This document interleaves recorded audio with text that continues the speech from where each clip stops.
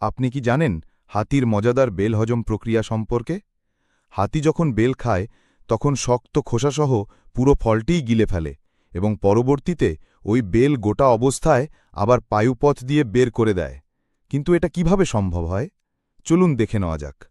গোটা বেলটা মুখে নেওয়ার পর তা প্রথমে পাকস্থলিতে পৌঁছায়। পাকস্থলিতে বেলের শক্ত খোসা হজম হয় না, তবে পেটের ভিতরের অ্যাসিড ও বিভিন্ন হজমকারী এনজাইম আণুবীক্ষণিক ছিদ্রের মধ্যে দিয়ে বেলের শক্ত খোলা ভেদ করে ভিতরে প্রবেশ করে বেলের শ্বাসের ওপর কাজ শুরু করে। ফলে শ্বাস ধীরে ধীরে নরম হতে শুরু করে।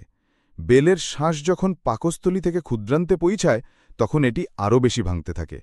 ক্ষুদ্রান্ত্রে শ্বাসের মধ্যে থাকা পুষ্টি উপাদান যেমন শর্করা বা কার্বোহাইড্রেট এবং ভিটামিন শোষিত হয়।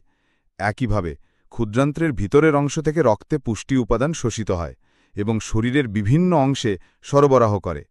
শ্বাসের পুষ্টি শোষণ হওয়ার পর বেলের শক্ত খোসা এবং হজম না হওয়া আঁশ জাতীয় অংশ বৃহদন্ত্রে চলে আসে। এই পর্যায়ে খোসা এবং আঁশ অক্ষত থাকে এবং মলের সাথে বেরিয়ে যায়।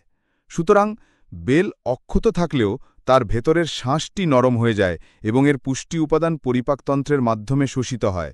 শক্ত খোসা অক্ষত থাকার কারণে এটি হজম হয় না এবং মলের সাথে বেরিয়ে যায়।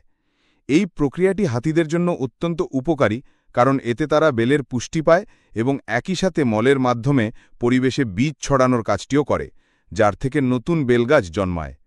এই ধরনের ইনফরমেটিভ ভিডিও পেতে আপনারা দেবীপ্রসাদ দাসের ফেসবুক আর ইনস্টাগ্রাম প্রোফাইলটি ফলো করুন আর ইউটিউব চ্যানেলটি সাবস্ক্রাইব করুন, আর ভিডিওতে লাইক দিতে ভুলবেন না।